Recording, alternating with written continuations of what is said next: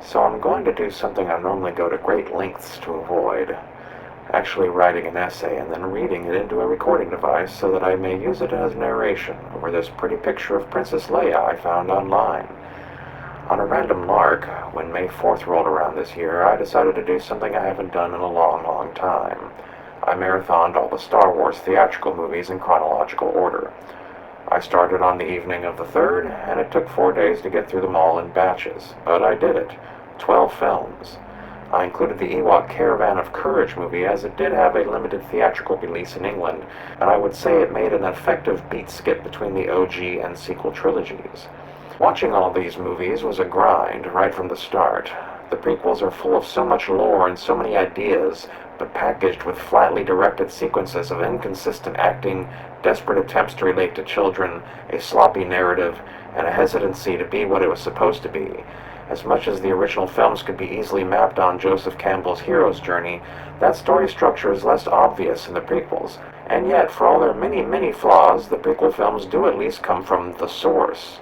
They are a Star Wars whether we like it or not, and there's little room for pushback since it comes directly from George himself. What I consider to be the greatest flaw of the prequels are their failure to clearly convey that the connective tissue between the films is Palpatine. The info is there for certain, but I have certainly encountered a fair number of people out there in the real world who did not seem to have caught that for whatever reason. Palpatine is barely there. We see him talk to Anakin on less than a handful of occasions. The pacing of Anakin's fall suffers from a lack of ongoing contact between the characters. Palpatine giving Anakin advice that works, not just setting him up on a date with Padme on Naboo, or getting him to kill Count Dooku. Lucas wanted to make the fanciful kids movies he had envisioned Star Wars to originally be. He did not want to write the dark magnum opus the original trilogy had taught us to expect the prequels would be. What we got instead was not Anakin being a good friend to Obi-Wan, no more than we saw Obi-Wan serve Senator Organa during the Clone Wars. Episode 1 should have started with the Clone Wars already in motion. A young adult Anakin trained by Obi-Wan after they get to know each other during the war. Episode 2 should have ended with Anakin and Obi-Wan's fight on Mustafar, with Darth Vader in a hospital ship much like Luke at the end of Empire Strikes Back. Episode 3 should have been Vader hunting down the Jedi, while Obi-Wan takes on an alias and helps Padme hide before she gives birth, and Obi-Wan takes Luke to be raised on Tatooine, while Padme is forced to marry Senator Organa. Instead, we have an Episode 1 that is based on Ben-Hur, a pulp detective novel for Episode 2, and then all the actual prequel story had to be jammed into the last film of the trilogy. Nothing even remotely related to the Arthurian legend that the original films aped, and ironically, in their own way, rhyming with how the sequel trilogy ended, from a certain point of view. Next in line came what I am calling the mid-prequels, as a Star Wars story tag placed on both of these movies is possibly the most offensive thing Disney has done with the Star Wars brand. Solo, a Solo, and Rogue One. I actually rather liked Solo, possibly the most out of all the Disney-era films. Replacing Harrison Ford or digitally de-aging him would have come up short no matter what, and in a better universe they would have never have had the hubris to make it in the first place. But I enjoyed seeing a low-stakes movie about criminal underworld types in the Star Wars setting, with only a hint of Jedi-adjacent things tacked on to the end. And as a longtime Chewbacca fan, I enjoy seeing him have a more prominent role. And Woody and Khaleesi both have good characters. Ron Howard understands Lucas's vibe. It is a shame its success was undercut by its ballooned budget from the massive reshoots and coming so close on the heels of The Last Jedi's controversies erupting online. While Solo may be my personal favorite, Rogue One is easily the best of the Disney-era films, and notably the only one that came from an idea that predated Lucasfilm's sale, and was not conceived by a room full of producers with talking points and dry erase boards. Rogue One was the only one of these movies that exists because someone had a specific idea for a Star Wars story. However, it does not match up quite as perfectly with A New Hope as some would have you believe, although it scores well above 90%, so I'm fine with it. George himself had already introduced lore inconsistencies between the trilogies of far greater impact. My only problem with Rogue One is its bleak ending regarding its central crew of characters. That and the digital Leia not looking as good as the digital Tarkin. Otherwise, it's a solid adaptation of The Dirty Dozen in space. Which brings us to the OG trilogy, the foundational text of a once emergent religion of Force believers, which may have been snuffed out by Disney's intrusions to the story. Only time will tell on that. All I know is that a significant number of Brits once answered the Force, or Jedi, when asked their religion as census. Parents eagerly introduced their kids to Star Wars across generations, and there have been quite a few Star Wars-themed weddings. Sounds like a religion to me, and it all came out of these original movies, predating the prequels and even the special editions. These films are starting to seem more and more clunky with age.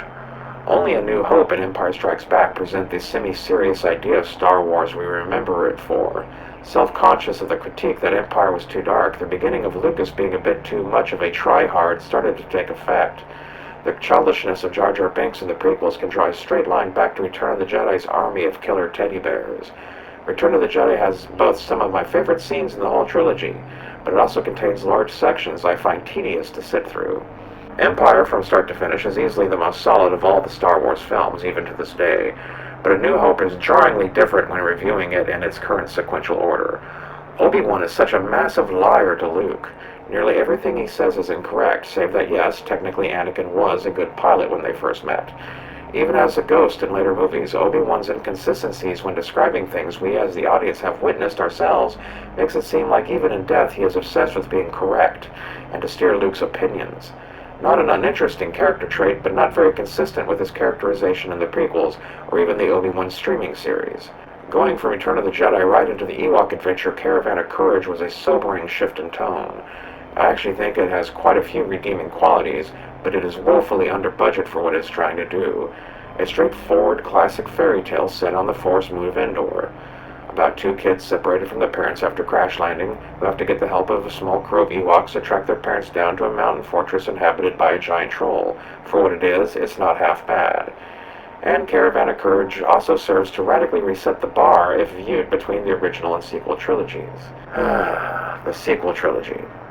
An insane amount of stuff has already been said about these films. They've been analyzed down to their individual frames. Over the last decade, I've probably listened to hundreds of hours of content about these movies, far more than I've ever actually sat and watched them, unlike the previous trilogies. It makes them hard to watch, with all this chatter in your mind about this and that crime against humanity Disney has wrought. Perhaps they should have waited until they made a few successful side movies to get the feel for making Star Wars without George's input before making direct sequels to the older films, but there are also arguments for why they had to lead with them. Since the afternoon after getting home from watching The Last Jedi on the opening weekend, I've been trying to grok why so many people not only did not like it, but were consumed with an irrational level of angst, anger, and rage about that movie. I've been against J.J. Abrams since long before it was cool, and forever curse him for what he did to Star Trek alone. But if they had stuck with the original plan, having him set up some characters and mysteries to solve, and then followed up with a guy who likes mysteries, and a guy who can make a big nostalgic blockbuster, then perhaps it would have worked. But instead, Rian Johnson decided to try to be an auteur director, and made the most interesting movie that Disney has made. I loved that it inverted the formula. I liked the Taoist monk take on old Luke Skywalker as opposed to the retired samurai that Obi-Wan presented. Luke was not wrong. The Jedi were a deeply flawed and arrogant institution that should not be brought back as they once were. They needed to learn from their mistakes if they were to grow. Luke defeated the Emperor by throwing away his lightsaber and refusing to fight anymore, but he only had a few weeks of crash course training to become something that someone was apparently supposed to be raised and educated into from a young age. He had no business trying to open a Jedi school so soon. He failed to see that by acting in reaction to his vision about Ben Solo's future, he was setting that very future into motion. Had he left it alone, it would not have gone down that way. I did find his death to be abrupt, which, like Anakin's son turned evil, may be in part why the initial visceral reaction to it was so negative. Force projecting a hologram for a few minutes didn't seem enough to justify Luke's sudden death. Perhaps. It may not have been a primary cause, but something about it didn't sit well with a significant chunk of the audience and would forever change the nature of fandom itself far beyond the borders of Star Wars. And so began the dark times, the fandom menace. A handful of YouTubers and social media-ites started speaking out against Disney, and it got them clicks. They started hosting live streams talking about The Last Jedi's evils, and it got them super chats. More YouTubers joined in. Some began crafting massive video essays, dwarfing anything put out by Red Letter Media at that time, dissecting The Last Jedi piece by piece, finding any angle they could to make anything they could see in the movie into a sign of what we now call wokeness. Hungry for clicks, the wheel had to keep turning. Soon other movies were analyzed to death, while the movies of their own childhood were lionized. is synergized with Gamergate, found its way into comic books, role-playing games, war miniatures gaming, and onward, coupled with the general trend of how one felt about Star Wars overlapping with real-world political trends that were reaching a fever pitch under the first Trump administration. Opposition to Disney's Star Wars was seen as a declaration of open bigotry, if not fascist support. So in opposition arose blind obedience from those chasing access and mainstream approval, who became hubs for those who opposed the fandom menace due to perceived political affiliations. Any attempt at course correction from Lucasfilm would be hamstrung, as their useful idiots were primed to turn on them if they overtly capitulated to the braying mob. Both camps came to reflexively hate each other, and refused to listen to what the other had to say, and both were led by dishonest brokers. And so handed a broken through line for the trilogy by The Last Jedi, I did not say I disagreed with everything its haters had to say, and surrounded by rabid fans of both flavors, Lucasfilm panicked and tried to make as safe as a conclusion as possible for their misconceived trilogy, the horrifically titled Rise of Skywalker, which like Revenge of the Sith has to do 2.5 movies worth of lifting to tell its story. There's actually a lot of good little things sprinkled throughout it, surprisingly, but the pacing is comically relentless, giving none of these things room to breathe and develop. The Emperor coming back and having used Snoke as a frontman seems less janky when watching this trilogy, already knowing that is to be the case. Same goes with Rey as Palpatine's granddaughter. Kylo Ren lying to her to fuck with her mind by telling her she's a nobody makes sense. I mean, were we really to believe that she was sold for liquor money? Really? She's not a Mary Sue. I know. I've heard it already. Don't bother leaving a comment. I said it. I mean it. I'm not interested in arguing about it. Rey is a rather emotionally traumatized character who has learned to put on a strong face because of having to grow up alone and orphaned surrounded by a bunch of ne'er-do-well scavengers. Much like Star Trek's Michael Burnham acts how she acts because that is how humans raised by Vulcans would act. Rey is used to a lifestyle where she cannot afford to show signs of weakness. She relates to other people awkwardly as a result of it. Plus, as a Palpatine, she has a tangible dark side connection that she suppresses, mostly. I'm not sure if you would have really wanted to see a whiny Rey more reminiscent of young Luke Skywalker. She seems more in the mold of Padme Amidala. But because it is as rushed as it is, the ending does not feel very earned, and emotionally falls flat. Seeing Emperor 2.0 vaporize isn't satisfying. Rey and Ben's romantic feelings were not communicated enough, just hinted at. Leia dying while holding a medal for Chewie is ridiculous. Rey taking the name of Skywalker does not feel remotely justified. She knew Luke for a couple of days, and Leia's last name was Organa. I get that she didn't want to tell the old lady that her name was Rey Hitler, but that doesn't mean that she should get to call herself a Roosevelt. She should have taken Solo as her last name, come to think of it. It would be a nod to Han being a surrogate father for her, would imply a spiritual marriage with Ben in memoriam of what can never be, and because, as stupid as it may sound, it would sync with how Han got the last name Solo in the Solo movie, since he was on his own and without a family. In conclusion, I can't help but think that everyone way overreacted to The Last Jedi and everything since. From Marvel movies to Dungeons & Dragons, fandom in general has become split, infected with political agendas and motives, and fed by an internet algorithm that encourages negative emotion as it generates the most clicks.